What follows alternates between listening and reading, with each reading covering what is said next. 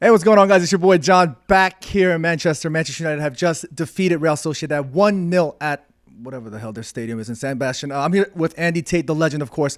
Last time I did this, I was a little bit nervous. This time, I feel a little more comfortable. So, we're going to have a good time. But let's talk about the game, Andy. Give me your thoughts on how that went.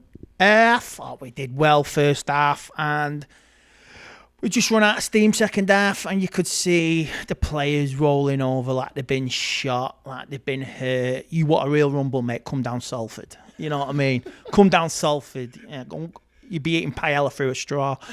But, they fell for the tactics. It was to see it out. The referee fell for it. The referee was poor tonight. But I think, in general, it still keeps the run going. It's positive. Like we're not top of the group, but it is what it is.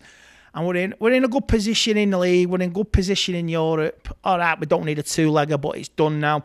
If you don't beat Olympic Nicosia, we have a 93rd minute goal. We should have really. You beat them 3-0. That's it. You're through. So tonight it was great. The build-up play for the Garnacho's goal, Ronaldo. He does hinder us, but he can play assistants, like you say. And I thought he took his goal well, and I'm so pleased for the lad. Sort of like I say, reminded me of a goal in the Youth Cup final from last year. Like he wanted it, and he's seen it, and he took it.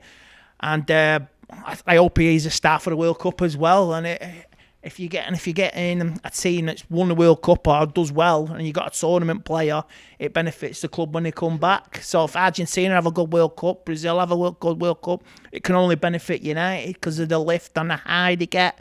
So either one, if they win the World Cup, we're on a winner chicken dinner, as they say around there.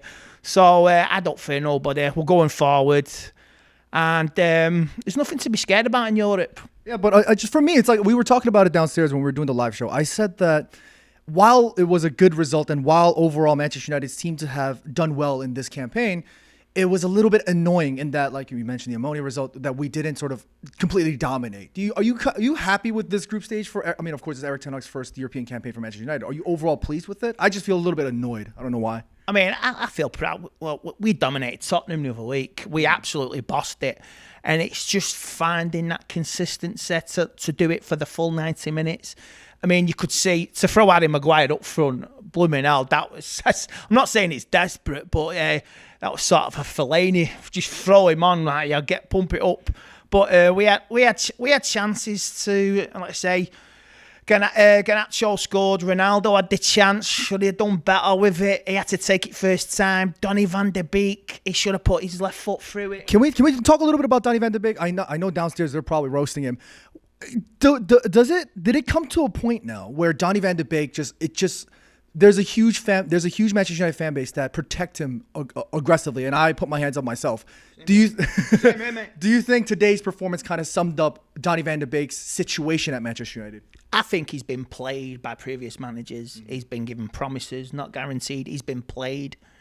And it's disappointing. They tried to convert him, this, that, or the other. Oh, he's not strong enough, this, that, or the other. Look, Ten Hag knows that player. If it doesn't work out, it doesn't work out. But like I say, if you look at what he's done with Rashford, he's worked on Rashford. He's worked on De Gea as well. He might work some more on Harry Maguire. So it's trying to get the qualities out of him. I know he's just been married. He's just had a child. We don't know if it's a personal thing or he's been injured or he's got something personal in his life. So you don't know. So I'm going to protect him like you and most of us. You got to give him a chance. If it doesn't work out, fine. I mean, he went out last season to Everton. Didn't work out. He scored one goal. That was it in an FA Cup game. It just doesn't work out for you. But if Ten Hag is willing to give you a chance, you take the chance. Look at Sancho. Took a chance. He's blew it and now he's back on the bench again. So Donny needs to take this chance, I'm sure. I don't think he'll play Sunday because it's, let's say, league points are important, but I would play him the full 90 minutes for the next game when he return Villa in the League Cup next Thursday. So he needs games. 45 minutes, you can't make a decision on a player. You can't just write him off like that. 45 minutes, you could get a career. Look at Garnacho. Mm-hmm. That's the difference. Exactly. That's the line. 45 minutes, you're a hero. 45 minutes, you're a loser. So it's just that he's finding that right blend. And I think Donny will find out where we stand with Donny after Christmas and the World Cup. I mean, he could make the squad for the World Cup. I don't think he will. But if he does well and gets to the World Cup, if all our stars have good World Cups and we benefit, say Holland reached the semi-final, England reached the semi-final, Argentina, Brazil, I want it to benefit United in the feel-good vibe, and we know we can go do better things in the second half of the season. I don't fear nobody in the race for the top 4. I don't fear nobody in Europe. That's it. Well, one last thing I wanted to talk to you about is Cristiano Ronaldo's performance. Now, that's been dividing Manchester United fans' opinions all across the globe, for real.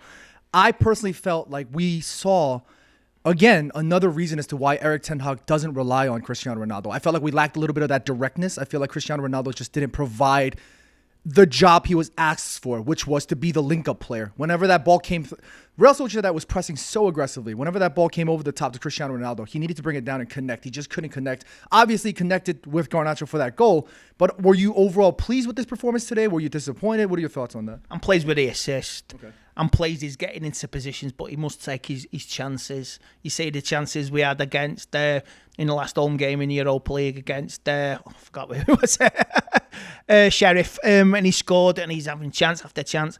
I mean, you can't judge him. Look, he's old. He wants to be the leader. We get that. He wants to be a winner. I love Ronaldo. It's the what's made him the player he is. But I say after the start of the season, he was in on this. I remember when we scored against Arsenal, he was applauding the goal and the build-up. That's what he wants to see. So if he has to be a bit part player and assist player, that's fine. You just take it till the end of the season. But if he has a World Cup as well, do you really want to sell him? He's a leading goal scorer. Portugal make a semi-final or a final. Who knows? I mean, I want all our stars to go to the World Cup and do well, and it only benefits United in the long run. So I don't care for this World Cup because it shouldn't be here now. We should have had our summer and enjoyed it, but it's a Winter World Cup and it's a select. I'm not even going into politics, but we don't need it. I just want all our players to have a great World Cup and it comes back and benefits United for the second half of the season, and we get a trophy and a top 4 at the end of it. Okay. Well, last question before I let you go. Man of the match for today. Garnacho, because 18 years old, proud family, proud Argentinian. You see Martinez giving him a hug as well, so go for it. He could be a player of the tournament. I mean, if Andy Tate says it's Garnacho, I have to give it to Garnacho. Guys, get in the comments. Let us know what your thoughts were on today's match. Please subscribe. Make sure you like the video. Guys, these are all important statistics. Trust me, please like it. And I think that's it. Yep.